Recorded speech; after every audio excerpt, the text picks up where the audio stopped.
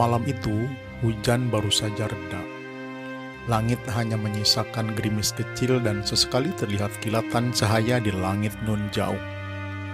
Di sebuah halte, seorang lelaki gembrot bernama Harto nampak masih meneduh dari hujan.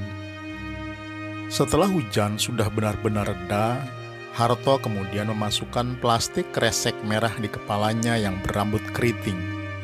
Tentu saja itu bertujuan agar kepalanya tidak terkena air hujan. Meski usianya masih 27 tahun, Harto termasuk generasi yang mudah kisut dan meleot. Apalagi jika kepalanya terkena air hujan, Harto bakal gampang sakit. Padahal dia harus fokus menghidupi ibu dan adik perempuannya di rumah.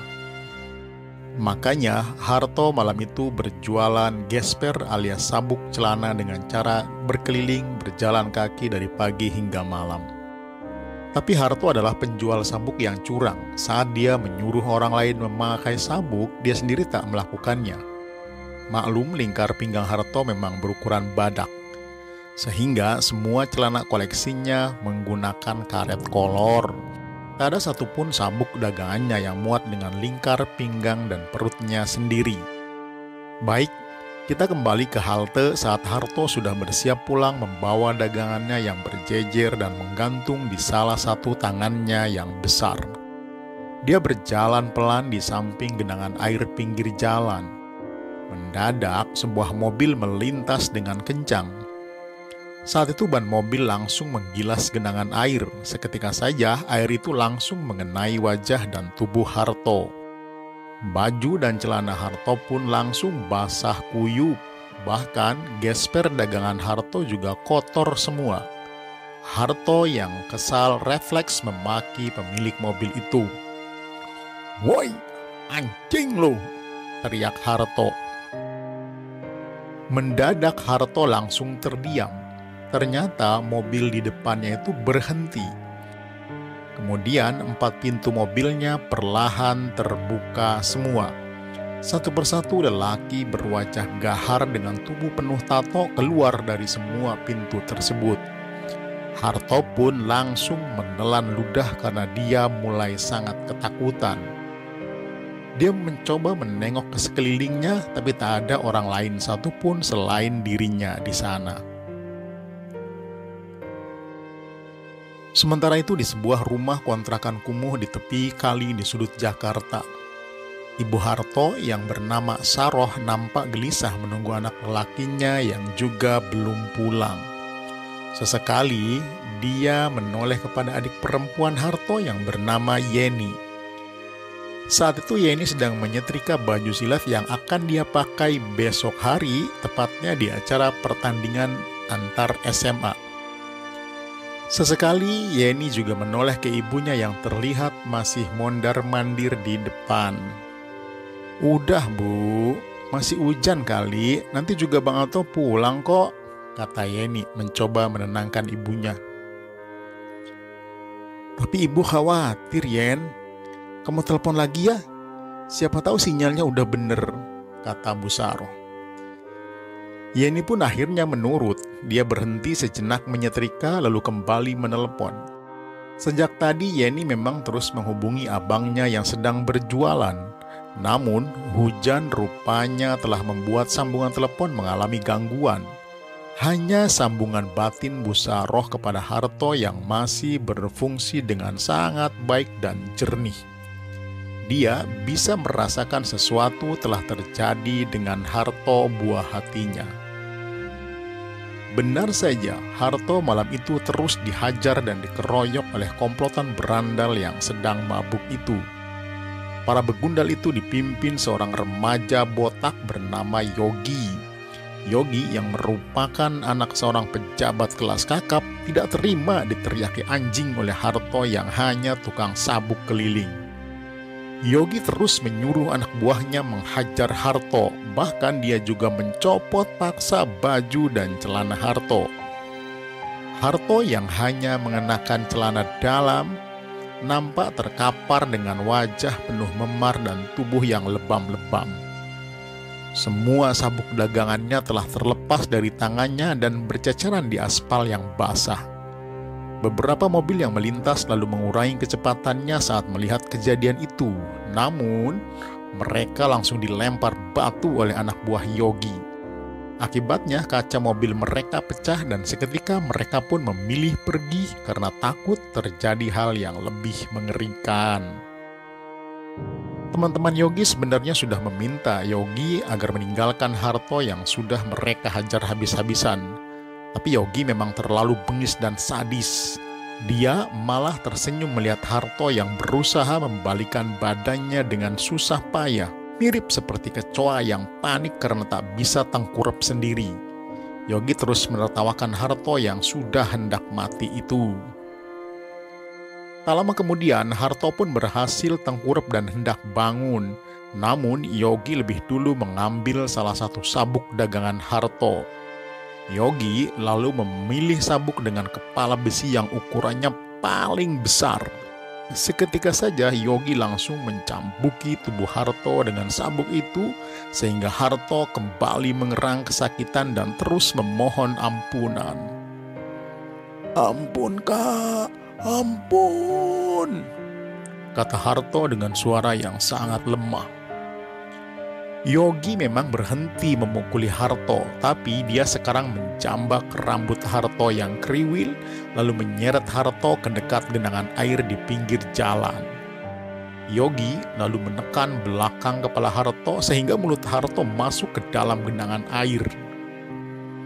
"Minum air itu, minum, baru lu gue ampuni," teriak Yogi.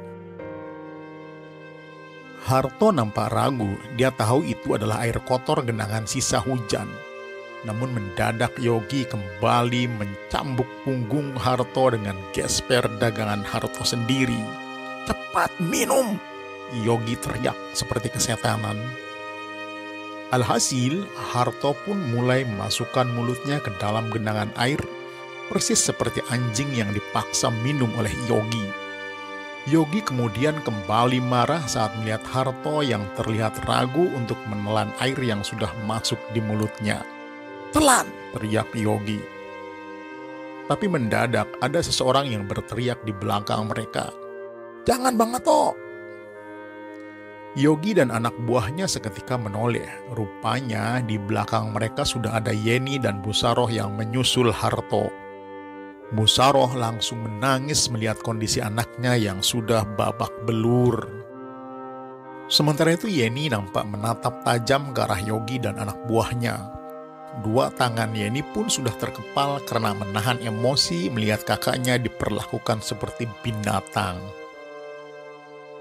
Melihat ada gadis cantik di depannya, Yogi langsung mendekati Yeni dan memandangi tubuh Yeni. Yogi langsung memainkan lidahnya karena tertarik dengan Yeni yang sedang marah. Yogi pun langsung hendak mencolek dagu Yeni, namun tangan Yeni lebih cepat menepis tangannya. Bahkan kaki Yeni pun segera memasang kuda-kuda silat untuk berjaga-jaga. Benar saja, Yeni pun langsung diserang oleh Yogi. Sekali dua kali Yeni berhasil menghindar dan melayangkan pukulan, tapi Yeni kewalahan saat dia mulai dikepung oleh banyak anak buah Yogi. Alhasil Yeni pun segera dibekuk oleh mereka. Yeni berteriak saat dirinya dipaksa masuk ke dalam mobil Yogi. Sementara itu Busaroh yang sejak tadi sibuk mengecek apakah Harto masih hidup atau tidak, kembali berteriak saat melihat Yogi dan gengnya menculik Yeni. Tapi tak ada yang peduli dengan teriakan Busaroh. Apalagi mobil Yogi sudah sangat jauh meninggalkan Busaroh yang berteriak dan menangis di samping tubuh Harto yang kini tergeletak pingsan. Tak ada satupun orang yang peduli dengan tangis Busaroh malam itu. Hanya hujan dan petir yang kembali datang menemani Busaroh. 2 hari setelah kejadian itu, Harto pun mulai pulih meski memar di tubuhnya masih terlihat jelas. Harto dan ibunya sedih karena polisi belum juga menemukan titik terang di mana Yogi membawa Yeni adiknya. Harto pun selalu memandangi seragam silat milik adik kesayangannya setiap hari.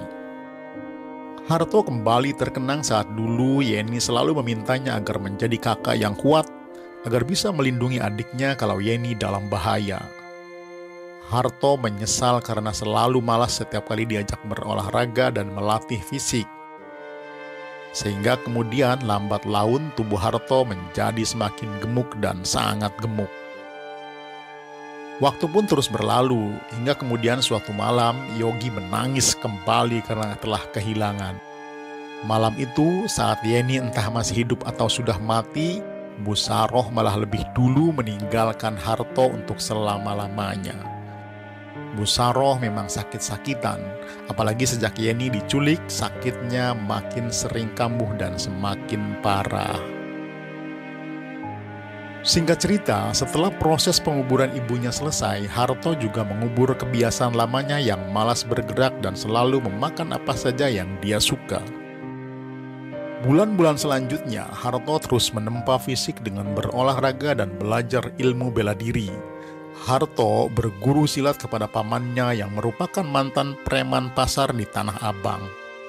Semua itu Harto lakukan demi menyelamatkan adiknya dan menuntut balas kepada Yogi yang telah membuat ibunya sakit dan meninggal.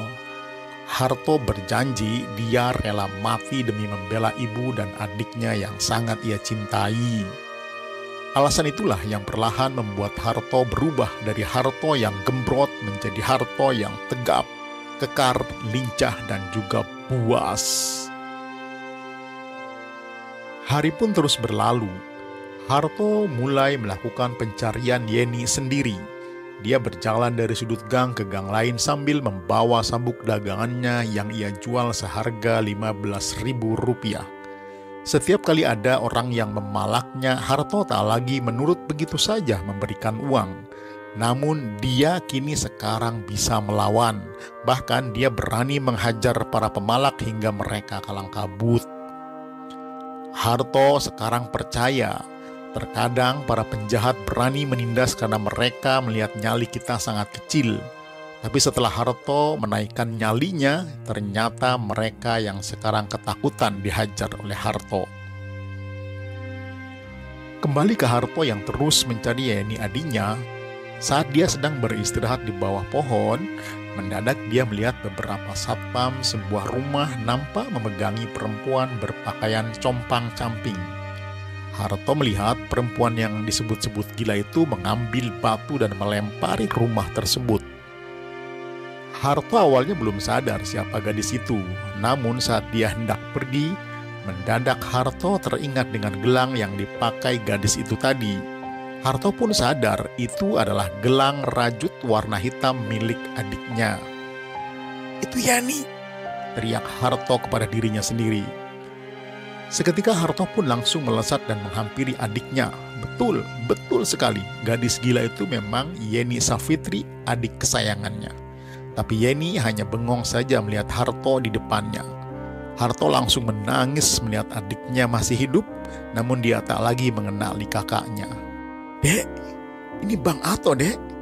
Ini Bang Ato gembrot," kata Harto. Harto terus mengingatkan siapa dirinya. Harto juga mengatakan dia sekarang sudah kurus, sudah kuat, sesuai dengan keinginan Yeni dulu. Harto bahkan menunjukkan perutnya yang sekarang keras dan six pack. Tapi tetap saja Yeni tak bereaksi apa-apa. Harto pun kesal, sangat kesal. Harto ingin tahu apa sebenarnya yang sudah dilakukan berandal itu kepada Yeni. Harto terus menenangkan Yeni yang nampak beringas. Namun anehnya dia hanya marah dan menatap rumah besar tak jauh dari dirinya. Hanya rumah itu yang selalu dilempar batu oleh Yeni. Sementara Yeni tak melempar rumah lain di sebelahnya. Harto pun menanyakan kenapa dengan rumah itu, Dek? Tapi Yeni tak pernah menjawab.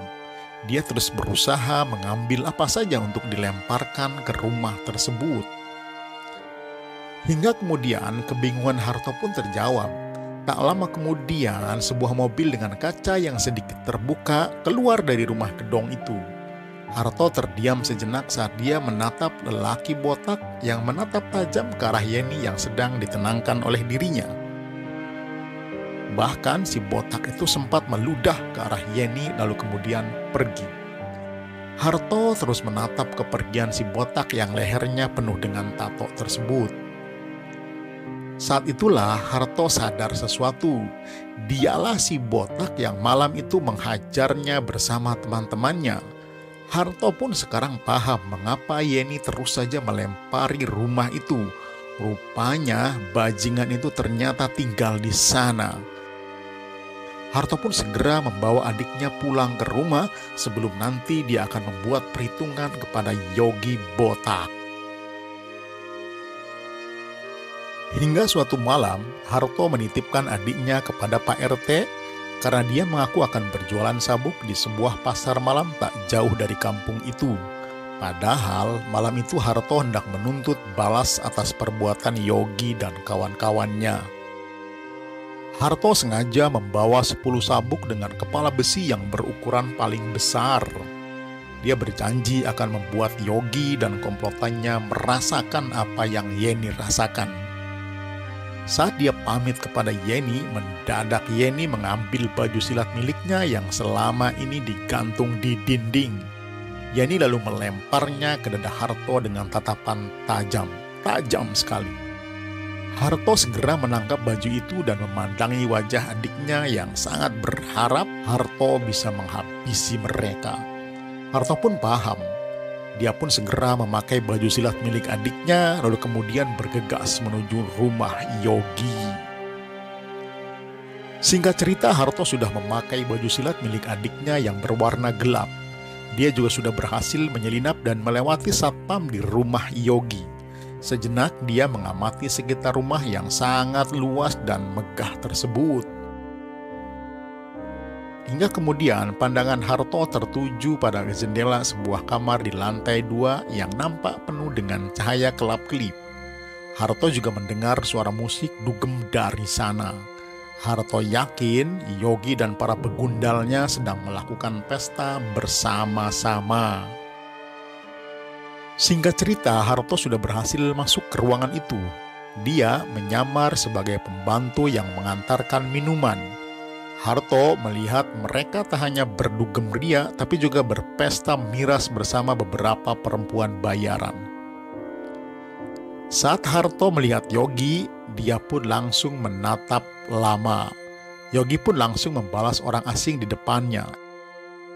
Yogi kaget saat Harto mengunci ruangan itu dari dalam, lalu segera membuka baju pelayan yang dia pakai. Melihat banyak sabuk di pinggang Harto yang keras, Yogi pun nampak terlihat berpikir. Tapi Harto tak mau basa-basi lagi. Dia segera membantu Yogi agar dia ingat siapa Harto. "Gue, pedagang sabuk itu," kata Harto. Seketika saja Yogi Botak kaget mendengarnya. Yogi pun langsung menyuruh 10 anak buahnya yang sedang pesta agar menyerbu Harto si penyusup. Harto lalu meminta semua perempuan di sana agar ke kamar mandi mengamankan diri. Setelah itu, Harto mendekati mesin audio. Dia lalu menambahkan volume suara musik, sehingga orang di luar tak akan tahu apa yang akan terjadi di rumah itu. Tak lama kemudian, Harto mulai mencopot satu sabuk miliknya yang berada di pinggang. "Maju lu semua," teriak Harto. Seketika pertarungan Harto dengan 10 berandal komplotan Yogi pun berlangsung. Meski dikepung, Harto mampu menghajar kepala mereka dengan sabetan sabuk kepala besi. Mereka yang terkena langsung mengerang kesakitan. Bahkan banyak dari kepala mereka yang langsung bocor karena kencangnya sabetan sabuk itu. Hingga kemudian Yogi lalu masuk ke sebuah ruangan. Dia datang lagi sudah membawa banyak parang. Dia pun segera melemparkan parang-parang itu ke anak buahnya. Yogi sangat bernafsu ingin membunuh Harto malam itu. Sementara itu anak buah Yogi sudah bersiap menyerang dengan parang yang sudah ada di tangan mereka masing-masing. Kembali anak buah Yogi menyerang Harto dengan parang. Harto pun meloncat ke sana kemari di antara sofa dan meja ruangan. Lalu dia kembali mencopot sabuk satu lagi. Jadi sekarang ada 2 sabuk kepala besi di kedua tangan Harto. Seketika Harto pun bagai manusia kesetanan. Dia melakukan gerakan memutar dengan cepat sehingga 2 sabuk itu berputar cepat bagaikan baling-baling helikopter. Ujung besinya langsung berkali-kali mengenai kepala, mata, bahkan juga kelamin para berandal itu. Tidak butuh waktu lama, semua anak buah Yogi langsung terkapar. Kebanyakan dari mereka mengalami luka menganga di kepala sehingga mereka hanya bisa mengerang, tak bisa lagi melawan. Tak lama kemudian, Harto menoleh ke arah Yogi.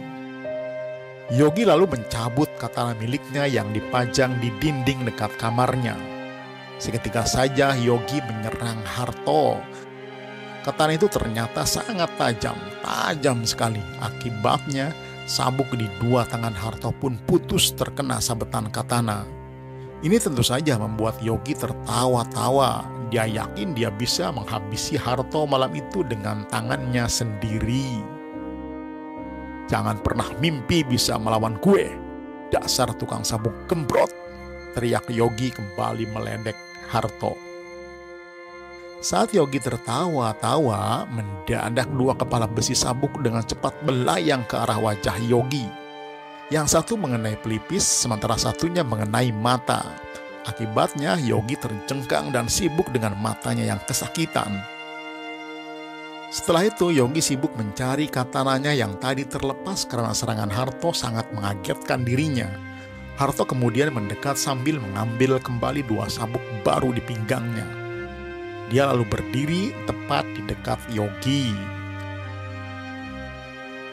Saat Yogi berhasil meraih katananya lagi, mendadak cambukan sabuk Harto langsung menghajar tangan Yogi. Akibatnya katana di tangan Yogi kembali terlepas. Yogi yang ketakutan langsung melempar gelas dan apa saja yang ada di dekatnya ke arah Harto. Tapi Harto dengan sangat mudah mampu menghindarinya. Bahkan dia dengan leluasa terus mencambuki tubuh Yogi dengan sabuk. Persis seperti yang dulu Yogi lakukan kepada Harto yang dulu masih gembrot dan juga penakut. Yogi terus mengerang kesakitan. Dia berteriak meminta tolong, namun tak ada yang mendengar karena suara musik sangatlah keras. Tak akan ada yang tahu kalau Harto sedang melakukan pesta balas dendam kepada para berandal yang menghancurkan kehidupan keluarganya. Harto terus mencabuki tubuh Yogi sambil mengingat saat dirinya dicambuki oleh Yogi. Harto juga mengingat ibunya yang mati, dan dia juga mengingat Yeni yang gila akibat diperlakukan secara biadab oleh Yogi. Darah Yogi pun seketika berceceran di lantai karena Harto terus mencabuki Yogi dengan sabuk berkepala besi. Pada saat itulah Harto menendang kepala botak Yogi hingga menumbuk lantai penuh darah. Harto lalu memegangi kepala Yogi yang sudah menempel di lantai. "Sekarang lu minum darah lu sendiri, minum!" teriak Harto. Harto langsung menyusruhkan mulut Yogi ke lantai. Yogi pun terpaksa menurut karena Harto terus membentur-benturkan kepala Yogi ke lantai. Hingga kemudian Harto pun bangun dan hendak meninggalkan Yogi yang memang nyaris mati. Sampai di sini Yogi agak lega karena ternyata Harto tidak membunuhnya. Namun sialnya Yogi tidak sadar kalau katana miliknya sudah diambil oleh Harto. Harto yang sudah berada di dekat pintu keluar lalu menoleh ke arah Yogi yang terduduk lemas. "Ada salam dari adik gue," kata Harto. Seketika saja Harto langsung melemparkan katana itu ke arah selangkangan Yogi. Akibatnya Yogi menjerit karena simbol kejantanannya telah terkoyak. Harto lalu keluar ruangan itu dan menutup pintu dengan keras. Seketika Yogi pun ambruk ke lantai yang sudah kian banjir darah. Dan cerita pun selesai. Tetap bersabar dan lawan hawa nafsu diri dan angkara murka dunia. Subscribe channel Layar Berkisah dan aktifkan lonceng notifikasinya karena kita akan segera bertemu di cerita seru selanjutnya. Sampai jumpa.